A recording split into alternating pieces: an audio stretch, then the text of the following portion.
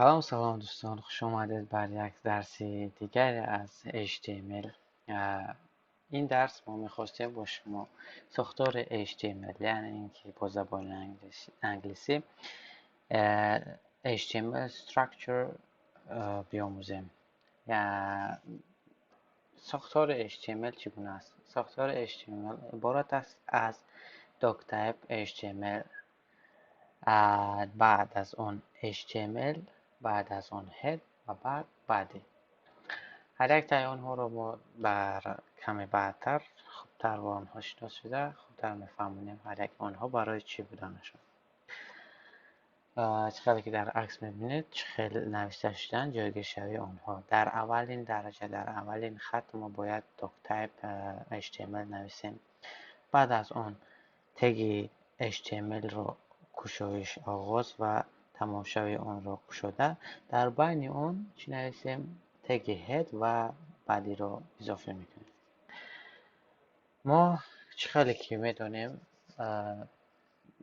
HTML تگ ها با مانند آدم ها سر و بدن دارن. چقدر که ما در صفحه پیش نشان دادیم که تگ هد و بعدی هد خودش به زبان انگلیسی می باشد، یعنی اینکه سر و بعدی بدن.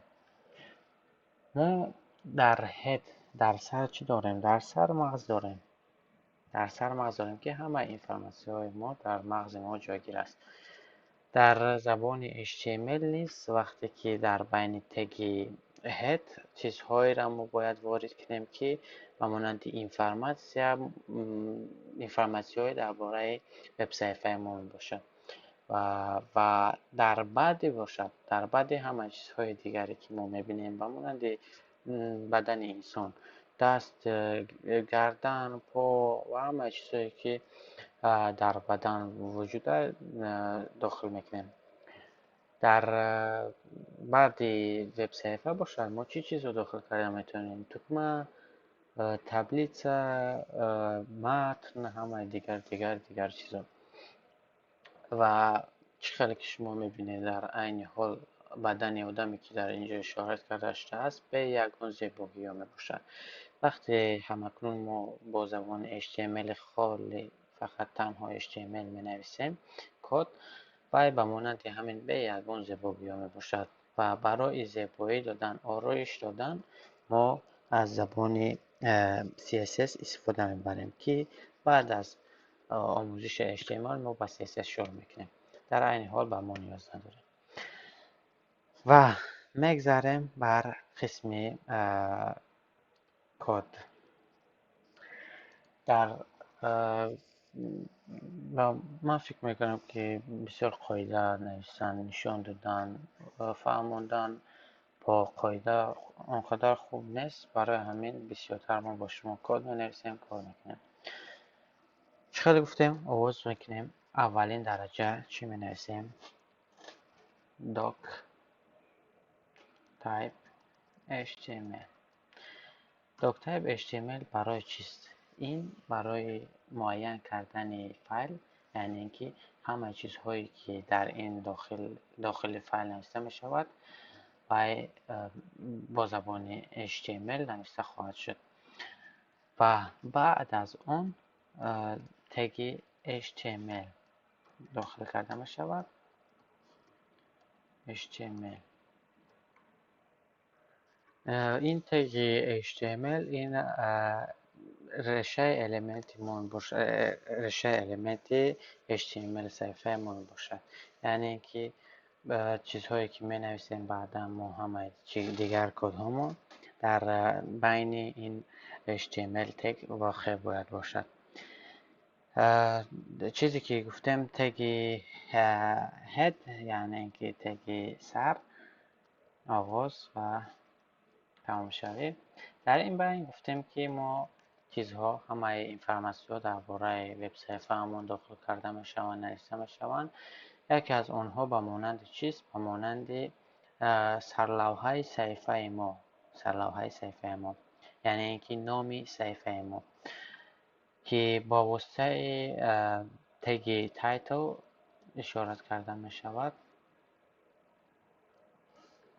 مثلا در اینجا ما میخوایم که سرلوحه ما با مانند بنامی چی باشه؟ کد نویس.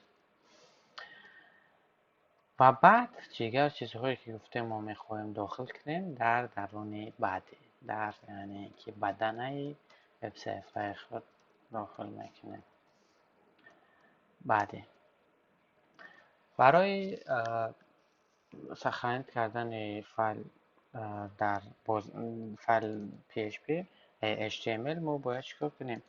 با زبان انگلیسی extension نامیده میشود، یعنی آخران چیزهایی که فرمت فایل رو نشان میدهد ما باید چی بذاریم؟ باید HTML بذاریم.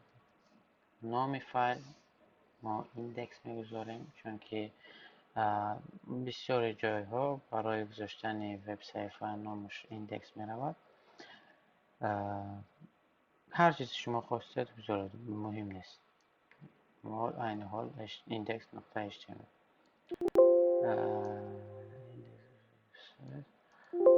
اوکی.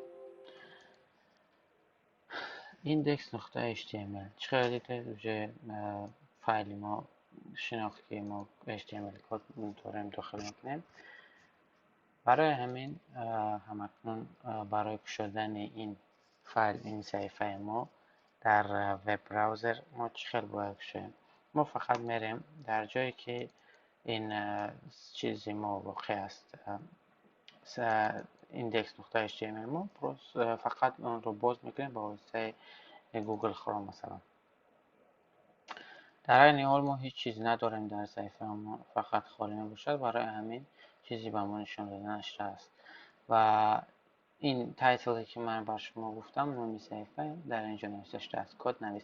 اگر ما هر چیز دیگری که در اینجا داخل کنیم، مثلا محسن، ببینید که محسن علیشی و غیره و چیزهای دیگری که شما خواهیم داخل کنیم، ما در این حال کد نویس نیاز داریم. برای گفتیم که نوشتن یک پاراگراف سرلوحه و همین قدر در این درس نشان میدهیم و درسمان رو با پایان میرسانیم. گفتیم که مثلا یک سرلوحه داریم، سرلوحه و یک دیگر متن داشتیم بعدا در درون تگی پاراگراف. اکنون میبینیم که در وبسایت و ما چطور نشان داده میشه. چقدر که شما میبینید سرلوحه یعنی که با نوشت کمی سه رنگ تر با ما نشان داده میشه تا اینکه ما فهمیم این از متن فرق داره. ما و متن از نظر به اندازه سرلوحه خوبتر می باشد، چون که این را وب براوزرها خود نوشته‌اند که هنگام وارد کردن H1 یعنی تگ H1 اندازه‌ای که شما می‌بینید این اندازه استفاده کرده شود و اندازه P برای پاراگراف ها این اندازه استفاده بوده شود و ما می‌توانیم بعدتر اینها را خود حلش نماییم. مثلا اندازه متن با ما پسند نمی‌آید، ما می‌بینیم که این خیلی خرد میباشد و می‌خواهیم کمی رزمه آن را بزرگتر کنیم. بعدتر اینها را در درس‌های آینده خوبتر خواهیم دید. در این درس با همین به پایان میرسانیم و امیدوارم که به شما فهمه باشد. اگر به شما پسند آمده باشد این درس، با دوستان خود و دیگر کسانی که میخواهند آموزش زبان برنامه نویسی یا اینکه اصلا برنامه نویسی هم آموزش گرفتن هم نباشند، آنها بفرستید، شاید آنها در مورد تماشا کنند، هوسمند شوند و خواهند که برنامه نویس شوند. با همین درس ما به پایان رسید. تا درس آینده، خدا نگهدار.